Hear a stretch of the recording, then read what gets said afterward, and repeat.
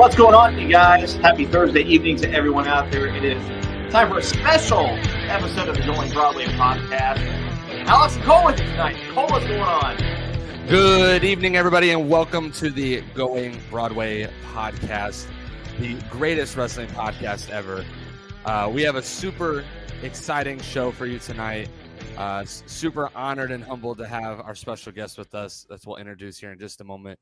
But I just want to say hi to everybody that is in the chat. I see Billy, David, Jeremy, Thomas, just to name a few that have commented. I see a lot more that are watching, lurking in the background, I'm sure. So wanted to say hi to you all. And if you're lurking, stop. Say hi. Let us know that you're here. Be friendly. Be social. That being said, like Cole said, this is going to be a fun episode. This is actually the first time we've had a guest on since we've stepped out on our own, so to speak. So without any further ado, we're excited and honored to have on with us tonight a man of many accolades. He is a three-time WWE Tag Team Champion, a Slammy Award winner, a two-time Ring of Honor Tag Team Champion, PWI Tag Team of the Year Award winner, as well as the current SWE Heavyweight and Six-Man Tag Team Champion. Ladies and gentlemen, Charlie Haas. Charlie, thanks for taking some time with us tonight. How are you?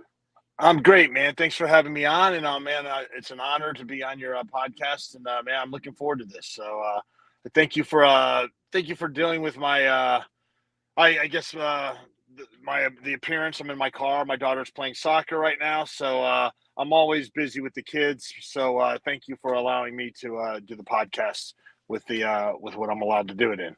So. Sure. No problem. I mean, I have an 11-year-old daughter and a 5-year-old son myself, so good. I know how it is. I mean, we're about ready to step into a busy season as well with extracurriculars for my kids as well, so I can totally relate. So, but yeah, Cole, why don't you just kick us off and let's do it, man. Let's rock. We're just gonna talk with Charlie, talk about his career, and for those of you, by the way, that maybe aren't familiar with us, or maybe you are, but just as a reminder, we're not a dirt sheet podcast. We just want to talk wrestling. We just want to have fun, and if you guys are here for dirt or drama, we're not the wrestling podcast for you. So, again, that being said, Cole, why don't you kick us off?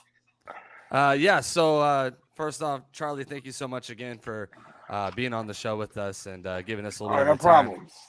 Not a problem, man. Thank you. So we want to jump in. Usually we like to start in kind of the reverse of what others would do. A lot of people like to go back to the beginning. We like to start in the now. And so let's start at the end, baby. Here recently this year, you had what we would call a high-profile match against Josh Alexander in Impact. And would love to just hear your thoughts on how that match came about and if we're going to see an Impact anymore at some point, but what your thoughts were on that match. You know what? I'm not really sure if you'll see me in Impact again. I mean, I would love to. Believe me, I would love to.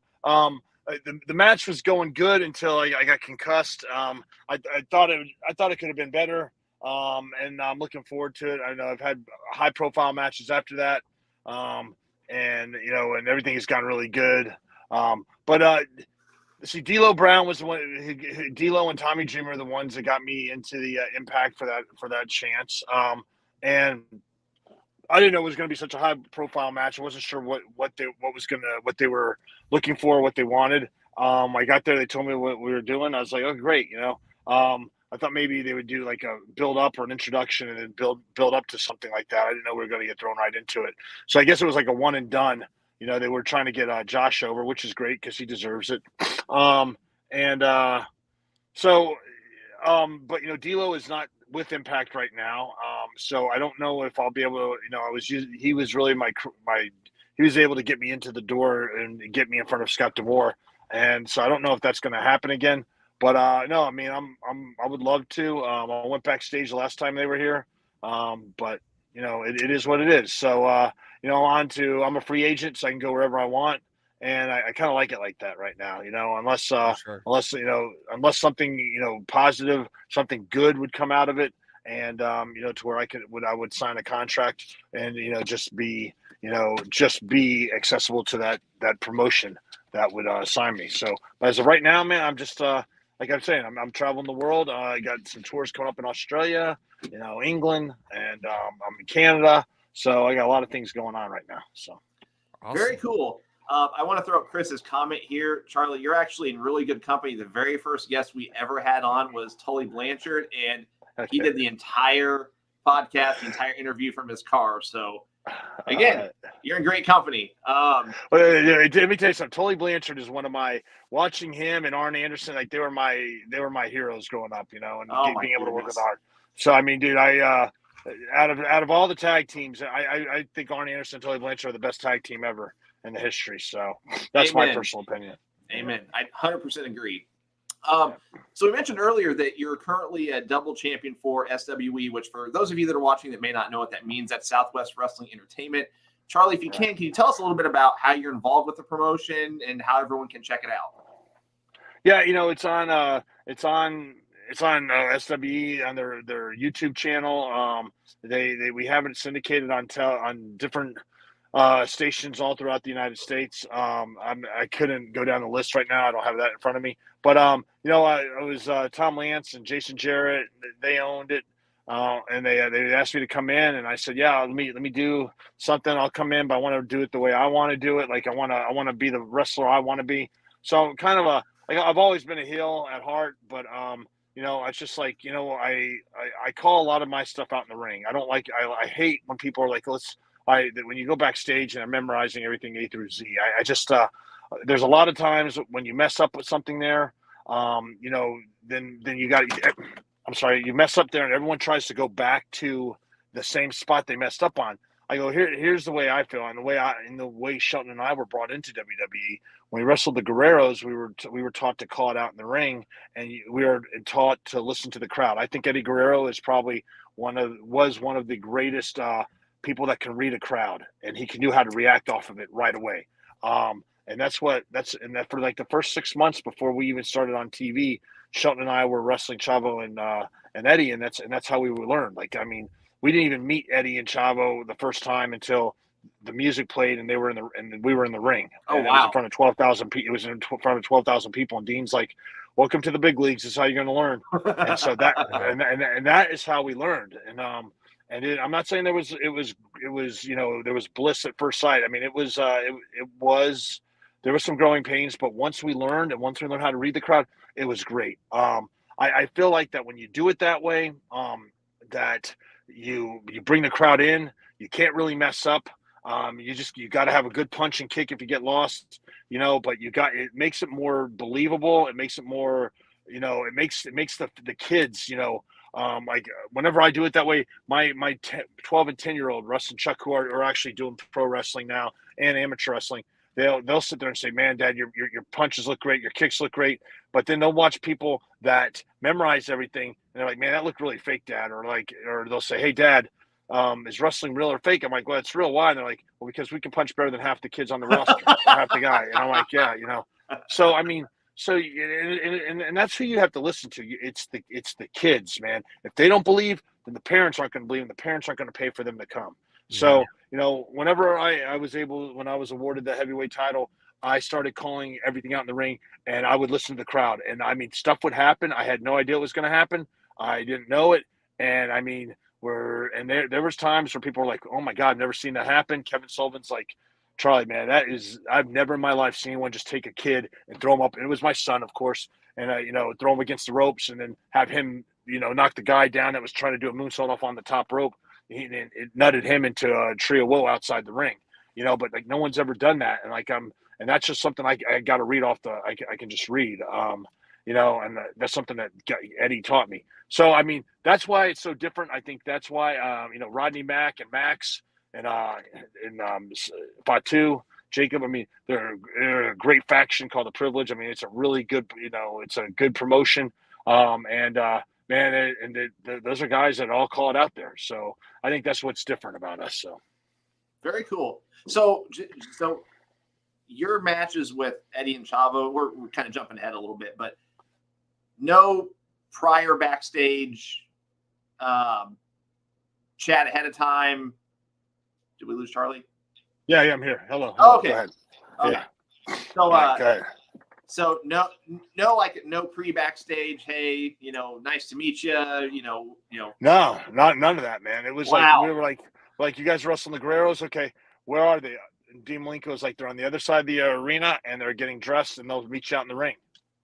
Okay, so I thought maybe they meant prior to the match they'll meet us out in the ring. No, it was like all right, the show started. Yeah, your music's up and they'll meet you. I'm like, holy, and that's how you learn. I mean that's how it was back in the day. That's how they taught you, man. I mean that's how it was. Way back before people start calling it all in the back. So I love it. Yeah. So let's transition here into kind of the early parts of you coming in to WWE, and obviously we would want to touch on the early parts of you getting the team with your brother, and if you could just take some time to kind of maybe tell us maybe some of your favorite moments with him, maybe a favorite match, different things like that. Yeah. Man, I guess I miss Russ, man, dearly. Team Angle was supposed to be Russ and Shelton and Kurt and I, all four of us, and it wasn't. I didn't know that. Yeah, it was. Wow. That was, and I there was when we were down in Memphis, for Memphis Championship Wrestling, underneath the let's see.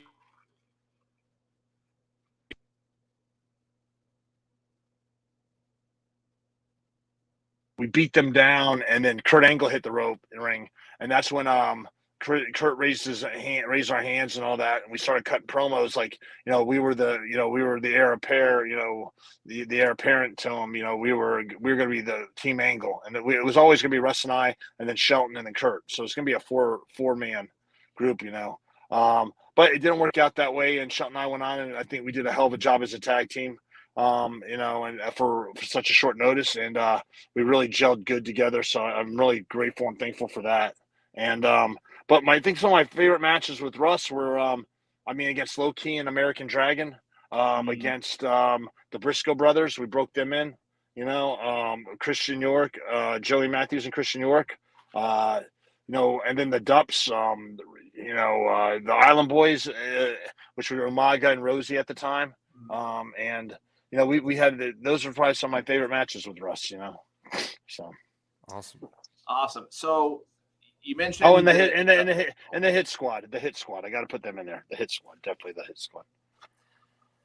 So after a few years in WWE's developmental, which at the time was anywhere between like 2, 3, 4 possibly promotions, I guess. Eventually, you made your debut in 2002 with Shelton alongside Kurt, you said, as part of Team Angle, and then eventually become the world's greatest tag team. Eventually, again after splitting off with Kurt, but you mentioned that the idea was originally supposed to be you three and your brother. Do you remember who originally came up with the idea? Who pitched it to you? And they knew they had two. They heard that there was there's two brothers. There's a brother tag team. They just graduated from Seton Hall that were amateur wrestlers. That were around Kurt's size, and so they brought us in. We were on the independents for about 5 years, and then wrestling started getting really hot. You had ECW and WCW and the WWF, the Monday Night Wars, and of course ECW, like I said. So the independents were really, really hot, and Kurt was on fire, and they said, wouldn't it be great if we had a tag team, to put with him, or a faction with Kurt, like Team Angle, because he was doing there's no I in team. So that's how that all came about. So they brought us in to do a tryout, and on our second dark match they signed us, so which was unheard of. And then so we were down there in Memphis, but while all that was going on, WCW got purchased, and then ECW got purchased. So Vince bought everything. So then so everything got put on the back burner, basically, to say. Mm-hmm. So we were just dealing with that. I felt like the Titanic exploded, and we're trying to swim up to get we're down the bottom of the ocean going through all this debris trying to get up to get our breath, and there's just wrestlers everywhere, and you're swimming. It's just you got ECW wrestlers, you got WCW wrestlers, you got other WWE developmental talent. You're just oh my God, there's when are we ever going to get a chance to get to the surface? When are we going to get a chance to showcase what we're here for? And And unfortunately, when that time was supposed to be brought up, Russ passed away, and then I'm like, man, it's just never going to happen. And then, and then Shelton got brought into it, and it worked out. So I was very, very lucky, very fortunate. And I thank Shelton and WWE for that too. So is there any funny stories with Kurt? Obviously, he's a funny guy at times throughout his career. Are there any memories that you have of Kurt, maybe behind the scenes, different things that, being on the road and whatnot that kind of Kurt, when we traveled on the road, it was mostly Shelton and I together all the time. And we would travel maybe with Rey Mysterio, but Kurt usually traveled on it by himself. That's just the way it was. I remember him, just going over, matches like the big pay-per-views or the ones the one up in Canada when we wrestled Benoit and Edge. Or actually, it was Benoit and Brock. Edge got hurt prior to that, broke his neck. But they were, just Kurt's just like, enjoy this, take this in. Just remember, man, it's like, even though they're giving us time, don't rush. Just take your time. Make sure everything looks real. Make sure everything is impactful. Less is more. And he just like, just take your time and don't worry about so much. Okay, we got 10 minutes. We got to get this in. He's like, it'll work itself out. Trust me on that. So, that's a lot of that. And but I think the best thing I remember Kurt just really was doing his podcast recently. And even though I'm doing this from a car, I actually did it from a live amateur wrestling tournament when my kids were in it. It was at a national tournament. My son Russ won it. And Kurt was like, the whole time we're doing a podcast live, Kurt's like, all right, what's going on now? You got to tell me, is he in the finals now? And I'm like, yeah. So that was like, Kurt was like, I got to know what's going on. So we were panning back into the crowd and then going back to our podcast. So yeah, so I was like, this isn't I know I'm out of my realm right here, being in the car, but I was we did do it live at a amateur wrestling tournament. So, so you guys are, you guys are right up there with that. So awesome. I love it. So eventually, actually pretty soon after coming up, you and Shelton won the tag team championship, like we talked about earlier.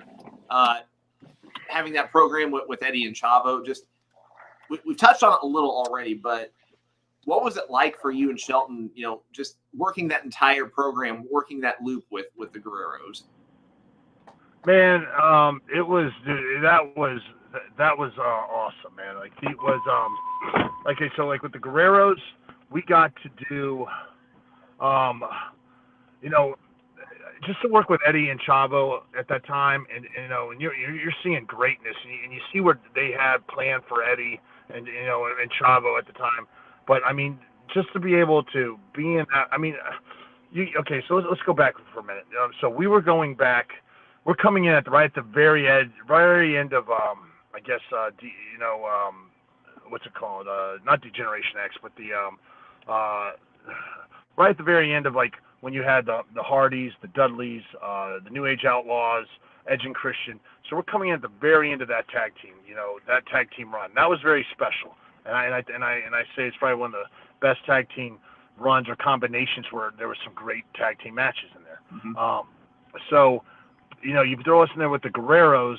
You're going, okay, Eddie is one of the best, ever, and then you threw us in there with like Rhino and Benoit, and then Edge and Rey Mysterio. I know those were makeshift tag teams, but yet they were still the best, and they still are the best at what they do at their craft. But to be able to be thrown right in there, and and they're like either sink or swim, but for us to be able to not only prove that we were a worthy tag team, but also to hone and honor the name, the world's greatest tag team, and back it up, I think that said a lot about them as workers, but also about them believing in us, to giving us that much in the ring and allowing us to do more and more to prove why we deserve to be there.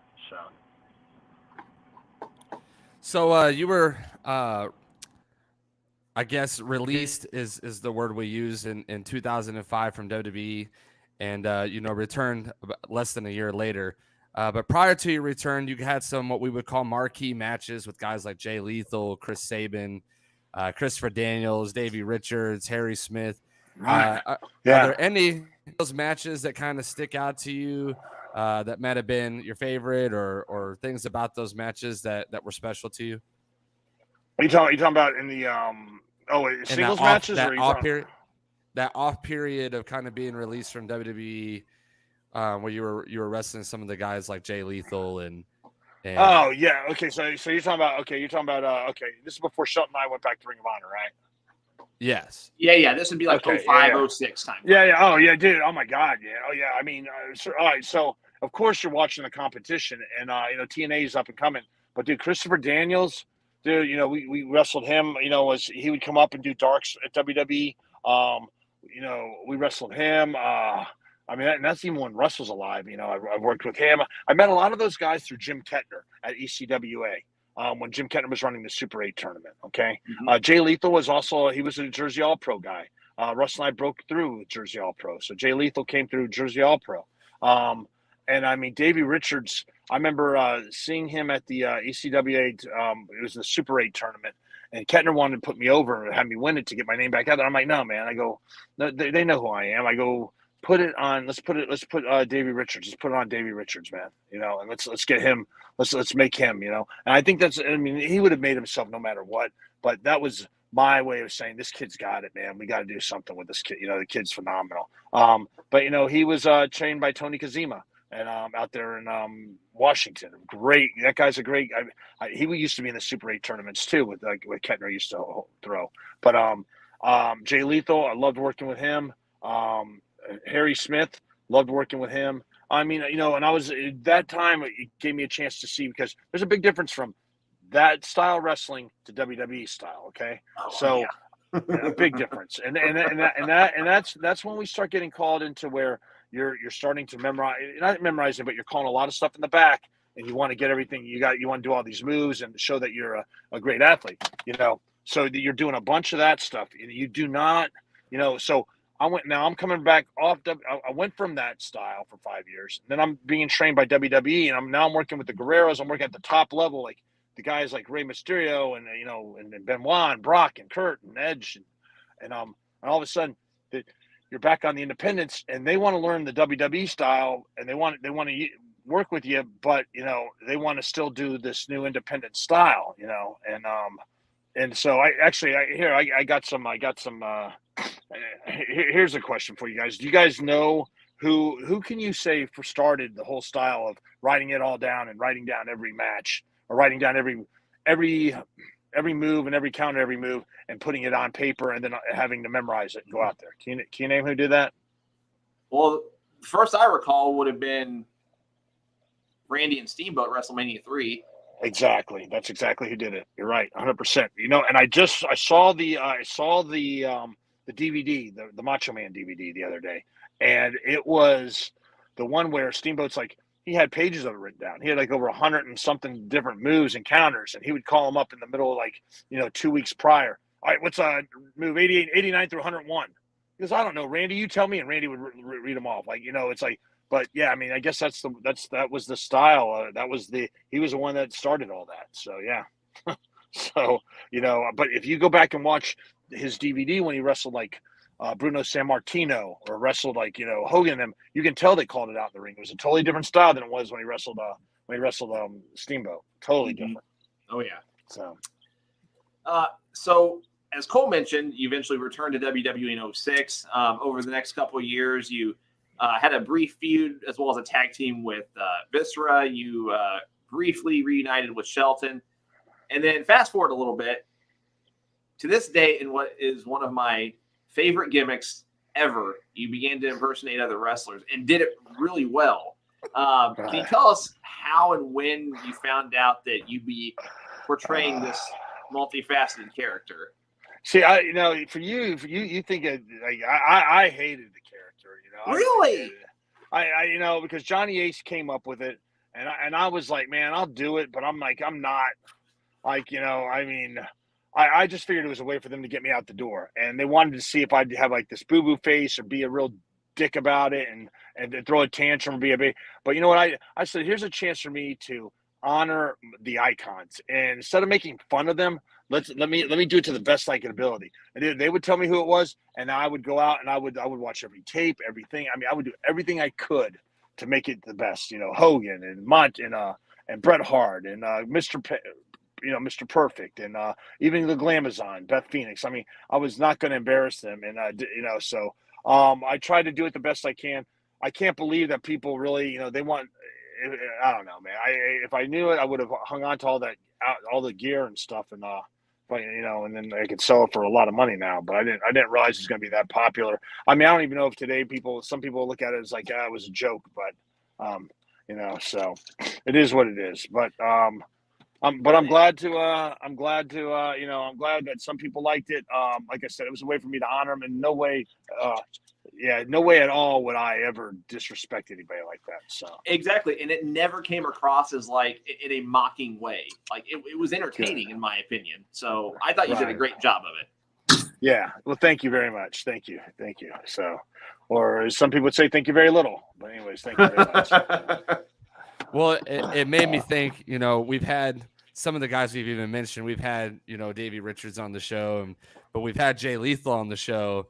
And of course, he has the famous, sketch or thing with Ric Flair, and whatnot. And we made him do some impersonations on the show, and he was like spot on with like every single impersonation. It's like he was studying. It made me think we might need to have an impersonation off at some point with Charlie Haas and Jay Lethal.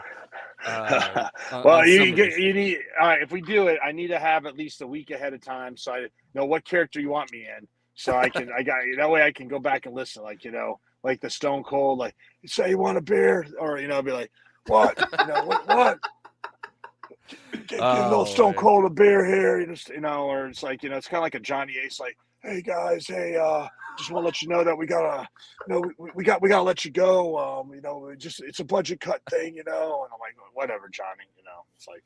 It's like when he fired Jackie and I when we got back from our honeymoon, and he's like, "Hey, for better, for worse, right?" I'm like, "Yeah, that's funny, Johnny." Then you knocked him out, right? I should have. You know what? Karma's a bitch, and look where he's at now, man. Look what he's at now. Look what he was doing all that time to those divas and everything. Shame on him, man. Shame on him. So karma's a bitch, man. Having to pay them off and all that. I mean, whatever, man. It's just like, for better, for worse, right, Johnny? So, yeah, I'm staying off that soapbox. So speaking of the impersonations, was there a favorite? You didn't really like it, but was there a favorite that you did? Dude, I liked wrestling. I love doing the Stone Cold gimmick. I love doing the Hogan gimmick. The Hogan gimmick is great, especially when I wrestled Kane, and Kane was fucking dying, dude. He was like, holy shit, man. He was laughing his ass off. The CHL with JBL, that was my favorite, man. Yes. Yeah. Even my son's like, oh, I'm rich. My son, my wife's rich. My mom rich. Hell, even my dog's rich. My son does the whole thing. I'm like, CHL, Charles Haas Layfield. And it's fucking great.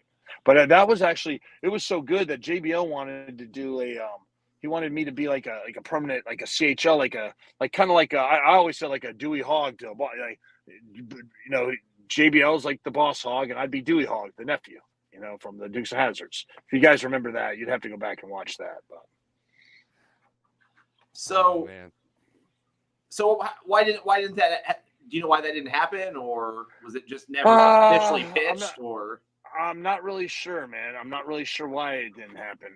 I'm not really sure. I just know that I know JBL pitched it, but I think they had other things. I think they were going to do the cabinet or whatever and start with Orlando and the Bashams and all that. So, I mean, it is what it is. But no, we had a good time, though. I enjoyed it. JBL and I are great friends, and, because of it, and we still talk to this day. So I love JBL. I don't know how you can't. He's great, man. He's phenomenal. So, skipping ahead in your career a little bit, I want to talk about your run with Shelton in Ring of Honor. You made your debut in 2010 during the Glory by Honor pay-per-view, eventually winning the Ring of Honor Tag Team Championship on 2 occasions, like we mentioned earlier. Can you tell us what led to you joining Ring of Honor? Who you had any negotiations and discussions with? Jim Cornette, man. Now Jim Cornette was the one that brought us in. They released Shelton, and he's like, do not sign with anybody. Just promise me you guys won. He goes, you owe me that. And we're like, okay. And we owe Jim a lot. Jim really helped us out a lot. So dude, it was awesome, man. It was talk about tag team runs, man. I mean, you had the American Wolves, you had the Kings of Wrestling, you had the All Night Express, you had the Briscoe brothers. I mean, you had Saban, you had Motor Machine Gun.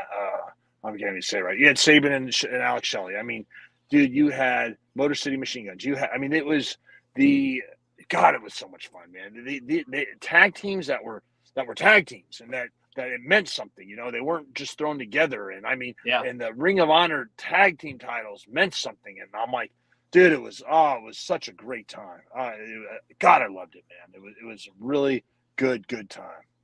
And guys, if you're watching us right now, if you never watched Ring of Honor during like that early 2010s, you need to go back and watch it. I mean, it was just like, whether it's singles or tag team wrestling, I mean, it is like just a clinic of wrestling. It was right when with Kerry Sulkin was he was selling it over to Sinclair, and Sinclair took it over, and Kevin Kelly was in there with was helping out a little bit with Jim Cornette. But I mean, dude, it was some of the best. And of course you had Delirious in there helping book. I mean, dude, it was some of the best wrestling I have. I mean, dude, I had so much fun, man. It was a great time. It really was. It was a great time. Well, speaking of that, it's actually interesting because about that time period is when I actually found out about ROH. Like when I started watching wrestling, I actually enjoyed the TNA, the ROHs a lot more because of the exciting matches. It just seemed like there were better wrestling matches happening. And so I came across ROH when you and Shelton became the champs there. And that's how I kind of came to knowledge of it. And so there was just, like we've said, there were so many wrestling clinics, if you will, that were put on there. Any of your favorite matches there in ROH with you and Shelton? The Kings of Wrestling, the Briscoes. I mean, like I said, the American Wolves, Motor City Machine Gun. I mean, every tag team, All Night Express, every tag team match in there was my favorite. I mean, because I knew that they were going to bring it and the crowd was into it.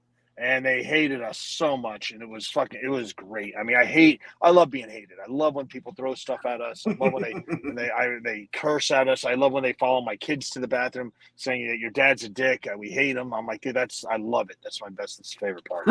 So, there's an angle that actually I just saw this for the first time, but there's a YouTube video out there where you literally just like manhandled Cheeseburger, and it looked so brutal. But guys, seriously, if you've never watched Ring of Honor during that early 2010s time frame, just pop up some YouTube videos, just check it out. I mean, like we said, Charlie and Shelton had some tremendous tag team matches, but even that was at the time where Adam Cole was coming up. I think he was TV champion at the time. The Bucks were there; they were just coming up. So I mean.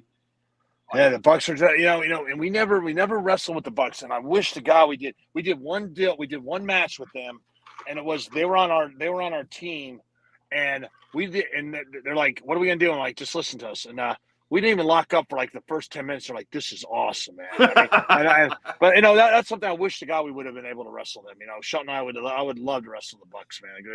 What a great tag team they've turned out to be. And I'd love to. There's so many good tag teams out there, like the Good Brothers. I mean, God, I would love to work with them. I'd love to work with FTR. I mean, it's just, I mean, I still got gas left in my tank. It's Shelton's with WWE, of course. But if we ever get that chance, I would love, I would love to have one last run to do that. But never say never. You never know in wrestling. I mean, look at the Rock and Roll Express, man. They're still going at it. So. Oh, good stuff. So, we want to give some time for some more, rapid fire, quick answer type questions. From us as well as from our audience. Before we get to that, just once again, Charlie, thanks so much for hanging out with us and talking wrestling. No problem, man. No problem. Before we transition to some of that rapid fire Q&A, you want to just take some time, tell everyone where they can find you on social media. Yeah. Your Pro Wrestling Tee store, future appearance dates, anything you want to share. Yes, I'm on Pro Wrestling Tee. I got my Charlie Haas, the Pro Wrestling Tee store. Also, there is I'm also at Charlie Haas on Twitter. the Real Charlie Haas on Instagram. And I got the Real Charlie Haas Facebook fan page on Facebook. I go Facebook fan page, of course. And also the Haas Pod, Wrestling's Greatest Podcast. So that's on, you can find that at the Haas Pod. You can find that on Instagram. You can also find that on Twitter at the Haas Pod. And, of course, on the YouTube channel. And then, of course, SWE. And, man, I'm just wherever, and then the Haas of Pain Tour. So I've been all over. You can follow that mostly on Twitter right now. And I got to thank my business manager, Kurt Zamora. Shout out to him for helping me out with everything. And he's been saving grace and really get me going on this. And, because as you get going, man, there's a lot of social media and you really need a good team in place to help you out. And him and his wife have been doing great. And let's see, man. Also, man, now do you guys sponsor or one of you Warriors Wrestling in Illinois? Is that right? Yeah, so we're sponsoring their Warrior 25 event. There's some context to that. We were supposed to sponsor an event that they would have had earlier in the spring or late summer, and then they took some time off. Yeah. I mean, we weren't privy to what exactly happened, but they basically just carried over our sponsorship to Warrior 25. And oh, cool, man. Well, good, man. Well, if they ever need anybody to come wrestle, I would love to go out there. So let them know that. So, well, Steve at Warrior Wrestling, if you're watching this or if you watch this later, you guys need to connect. No, we'll mention it in our next email. Okay. Yeah. They came to the St. Louis area for an event. Cole, when was that? Back in April, maybe. April. I think it was April. But it was a lot of fun. I mean, and they really know how to put on an event. Well, and right now it's such a great time to be a pro wrestler, but also a pro wrestling fan. I mean, with internet TV, which I never thought would take off. I mean, God, you go to Pluto and just type in pro wrestling. I mean, you got MLW, you got AAA, you got Ring of Honor, you got NWA, man, they're doing great. You got Impact, you got I say this all the time, is that PCW Ultra, man. They got a heck of a program out there. If you just watch their product, just to be able to watch that and all the different wrestling on there, go to Peacock. And it's just not WWE, but it's got, they got Evolve, or they got different promotions like from overseas in Europe. So, I mean, what a great time to be a pro wrestler, man, because you can hone your craft and really jump around. It's kind of like the territory days. It really is. It's really a great time. Yeah, and I mean, if I remember correctly, I'm pretty sure it was either Cornette or maybe, I don't know why I'm making this. I think it was Cornette. It's either Cornette or Jake Roberts. I don't know why I'm thinking it was one of those two, but may have been both of them, but at least one of them actually predicted a few years ago that wrestling would shift into this more of a territory format. You'd still have WWE obviously up here, but then you'd have all these little independent companies. You go back to the territory days of the traveling wrestler, so to speak, and sure enough, here we are. Yeah, and with social media, you can make money. You can make money and and make a living. So and of course AEW. I mean, look at them last night, Arthur Ashe Stadium, the first $1 million house without it being a pay-per-view. I mean, that's hats off to them. Good for them. So for sure. Yeah. Well, as we're shifting into that rapid fire question. Let's do it, man. Let's do it. Stuff. So anybody watching, you guys are welcome to drop questions in. Just a reminder to those that if you are a Patreon supporter of our show, we do give them first dibs on questions as well. And so all of our social medias are scrolling at the bottom of your screen. You can follow us on there and connect with us on that. But we're going to continue. Off the top of your head, top 3 tag teams that you've wrestled. What are your favorite 3 teams that you've wrestled in your career? Guerreros, man, the Guerreros, Billy Kidman and Rey Mysterio. That was one of the best. And then, Kings of Wrestling. Love it. So if you could pick out just one thing, I'm sure you have many, many, many, many facets and aspects of it, but if you could pick out one thing, what is your favorite thing about pro wrestling? Man, you know what it is that I was a fan of it when I guess it was I was a little kid, man. I was a fan. And I grew up watching it, and I never quit being a fan, and I kept I evolved while it evolved. Becoming more of a fan of Mark, I guess. But I think I love that you can be a Mark as a fan and end up being, next thing you know, you're a pro wrestler. So Yeah. it's like there's a lot of diehard football fans out there, but they don't get a chance to be a pro football player. Yeah. But I just think that pro wrestling, it doesn't matter about what your size, shape, your race, your color, orientation. I think there's always something. It always gives an opportunity for someone to allow them to be themselves and to portray to be themselves, and people either appreciate it or not. And just because they don't appreciate it doesn't mean they don't like you. I mean, I love it when I get booed. So it's great. So that's what. Go ahead. I was just gonna say you've already kind of mentioned throughout the podcast. You got a lot of juice left in the tank, if you will.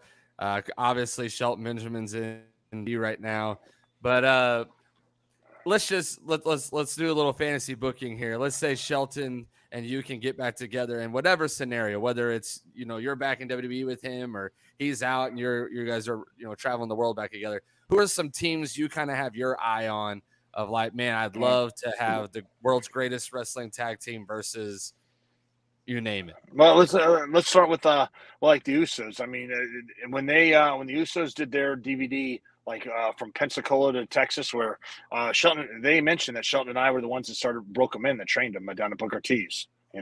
So I mean, world's greatest, put their stamped approval on them, and sent them off, to developmental. So I think I would love them, FTR. I would love the Good Brothers, definitely. Motor City Machine Guns.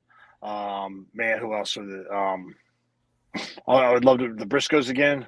God, there's so many good tag teams out there right now. There really are. There's a lot of good tag teams, and I'm sorry if I don't have all the names right now, but a lot of good tag teams that are in AEW. That I would love to work right now too. Can I throw the Creed brothers at you? Oh God, yeah, hell yeah, please do, man. Yes, throw the Creed brothers. That would be great. I would love to wrestle them. Yeah, I keep forgetting that Hunter is taking over, and so does Shawn Michaels took over everything at down there at that over in NXT, and that everything's going back. I mean, everything's doing great. I mean, WWE is back on top. They're really, not that they were never on top, but they got that momentum, and people are happy to see that again. And I really, now that they brought Road Dogg Jesse James back in, I really hope to God, man, that they really start pushing the tag teams again, like they did when back when I was talking about when you had the New Age Outlaws and you had the Dudleys and you had the Hardys and you had Edge and Christian. I really hope they start doing that again. And man, I would love to be part of that to help build them. I would love to be part of that. Or to be a promoter or producer. So you mentioned Arn and Tully already. So I'm assuming they would make this. Yeah. Who would be your Mount Rushmore of tag team wrestling? Man, Arn and Tully, by far. Arn and Tully, Rock and Roll Express, of course, the Midnight Express. The Dudleys, Hardys. Man, God, I can go on and on, man. Who else did you have? The Hart Foundation. The British Bulldogs, the New Age Outlaws. I mean, there's just so many, FTR's up there, I would say. The Kings of Wrestling, the Briscoe brothers, definitely. Both Briscoe brothers, Jerry and Jack Briscoe, and Jay and Mark Briscoe. Going old school, I love it. Yeah. And you know what? And I would say the team that they always talk about, and if you could ever, they say is the best tag team in the history of wrestling ever, Pat Patterson and Ray the Crippler Stevens. And if you guys don't know anything about them, go back and try to watch whatever you can. They were Ray Stevens. Pat Patterson says that Shawn Michaels is probably the closest thing to ever Ray Stevens there was. That's how good Shawn is. Or I guess the Midnight Express. I mean the Rockers. I would love to have been in there with. I've been in there with Sean. I've never been there with Marty Jannetty, but I'd love to be in there with the Rockers. But they're in the Samoan SWAT team, the God or offense Sika. That would have been great too. But go back and watch Ray Crippler Stevens and Pat Patterson. They were out of California. It was up in the Cow Palace, and they were one of the best tag teams in the history of wrestling. Perfect. Well, I got one more question for you. We're gonna get a couple of fan questions here, but I kind of want to open you up here and just really get into your wrestling mind here, and it's about the current state of wrestling right now. Right. Yeah. We have some hot topics with the AEW media scrum, the CM Punk stuff, the where AEW is at right now, and then you already kind of mentioned as well with WWE with kind of Triple H and Sean. The momentum's kind of back. Something's kind of feeling special.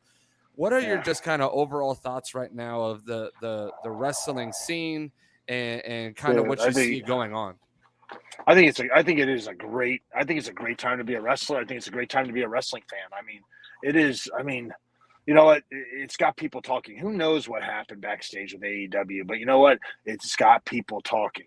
Look what's happened at WWE. It's got people talking. I mean, never would you think, that Vince would step down. I mean, in time, of course, as age goes on, in time something would happen. But I mean, dude, Stephanie and Sean, and I mean Stephanie and Paul, Triple H, and then and then having Sean and A-Train Albert run NXT, and then Triple H is running WWE. I mean, it's just it's a great time. I mean, you feel that mojo, man, that mojo spirit. Like people want, it's kicking butt. Then you got all the other promotions I said, like MLW, and NWA, what Corrigan's doing, and what Court Bauer's doing, and what you got the Sheik Joe over there at PCW Ultra, and you got Impact, with D'Amore and Access TV, and and Ring of Honor, of course, I was really glad to see that Tony Khan bought Ring of Honor, and I think something big's going to happen there. You just don't throw the Ring of Honor title on one of your biggest stars ever, and that's Jericho. I think they're getting ready to announce something really big, man. I think there's going to be a big a television deal done. And I think that's why, Jericho has that title right now. Why not put it on one of the biggest stars there is in the business? So I think it's a great time right now to be both a fan and a wrestler. And that's just the American companies you mentioned. I mean, I know. And I'm such an asshole. You're right. Because New Japan and All Japan, I've worked for both of them, oh my God, man, to be over there with them. And then, I'm going over to Australia to wrestle over there in Australia. And I mean, and then you got England. I mean, dude, in Canada, and and you got Prestige, and you up in California, and you got, you got so many different promotions out there. It's just, it's really a great time right now. But you're right, and Mexico too, AAA, CMLL. Yeah, it's a great time right now. And Puerto Rico, I know Puerto Rico's, they got a couple promotions starting out there. Mike Kyoto's down there helping them down there, and I hear Conrad's getting ready to start his own promotion. So, it's looking forward to all this. So. Freddie Prinze Jr. Yes. Yeah. I know, Freddie Prinze. Yeah, I mean, you know what? I've worked with Freddie Prinze briefly, and I was shy. I went up and introduced myself, and I was like, "Hey, man, I'm a big fan." And I was a big fan of his dad's, like Chico and the Man, and growing up, and I was like, and he's like, "Dude, I know who you are. You're trying." I don't like for him to even know who I was like blown away because this guy's he's a fucking dude, a movie star. This guy's the man. So right. So.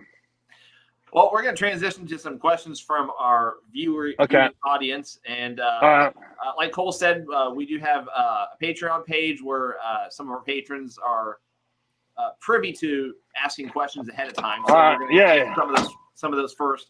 The first question comes to us from, let's see, which one do I want to pick? Because some of these we've already asked. So Thomas Russell asks, are you glad that you went with pro wrestling over being a stockbroker? Yes, I am.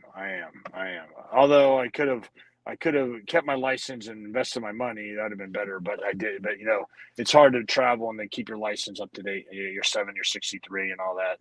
But I am glad. You know what? Because it was a dream. It was what I wanted to do in my life, and I wanted. It was something people to say, "Hey, your dreams don't come true." That's BS, man. Just follow them, and no matter what, even after my brother dying and after blowing my knee out, and like I didn't think it was going to happen, it did happen. So you know what? Dreams do come true, man. Follow your dreams. Don't ever let anyone tell you they don't exist. They you can't accomplish them. A great name, Thomas Russell. That's actually my brother's and my son's name, Thomas Russell, which was Russ. Thomas Russell Haas the first, and then my son's Thomas Russell Haas the second. So you just awesome. made Thomas his week. Yeah, right. Exactly. Yeah. Great name, man. So he asked another question. I got to find it here. Actually, no, that wasn't from him. So next question comes to us, and where's it at? I can't find it, but whoever asked it basically was wondering what it was like working with Jim Cornette. Did great. I mean, dude, Jim Cornette saved my career after my brother died. I did not. My car light keeps going out. Saved my career after my brother died. I didn't think I thought I was going to get let go. He said, send him down to OVW. Let me work with him. He goes, no, man, he deserves that. And Jim Cornette, man, I know I try to call him and I leave voicemails, but Jim, I love you. If you ever hear this, man, and thank you so much. You and Danny Davis, thank you so much for saving my career, man, and help me get on my way to live out my boyhood dream. Even if I couldn't do it with my brother, I was able still to do it. So thank you. We got time for one or two more. The next one, do you still keep in contact with Shelton? Yes, we do. I still talk to Shelton. He's the godfather to my oldest daughter, Kayla. Yes, I talk to him quite a bit, you know. And I hope to God, you know, who knows what will happen. You know, you never know in pro wrestling, but I hope it's sooner than later. So let's see. We got time for one more. Let's take one from the live audience here. David Tilley asks, what are the advantages and disadvantages of using your real name? And did WWE ever try to give you a new name? No, we were brought in and they kept our name because of our acolytes and because of what we did in amateur wrestling, our credentials. And because of that, we were able to keep our name. Now, afterwards, people, you could see where, like, you know, Nick Nemeth, you know, Dolph Ziggler, they changed his name, and he had a really great, stellar amateur career, but they still changed it. So, I mean, I really don't have a problem with it at all. I'm glad because I'm able to use it even on the independents and jumping from promotion to promotion. So that helps, you know. So I think it is better that we did have our name. So I'm glad that I was able to do that, keep it. Good stuff. Well, guys, that's going to about do it. We want to be respectful of Charlie's time and, you know, other commitments he has with his family. But Charlie, thanks again so much for joining us, for hanging out. Man. We had a lot of fun, and we got to have you back on with us down the road whenever the Haas of Pain tour is either still trucking along or maybe wrapping up. Just we'll have to wait and see, but just thank you so much again for thank you guys. If it was up to me, I would have you in any one of these companies doing your thing. Like I said, I'm down to see a Jay Lethal impersonation off or a Shelton Benjamin. Dude, I would love that. Reunite tour. So if I ever get a chance to talk to some of these guys, you'll know that you have my recommendation. And then get a hold of Jay Lethal and tell Jay Lethal I will do an impersonation off on him. I don't care if I have to do the Glamazon.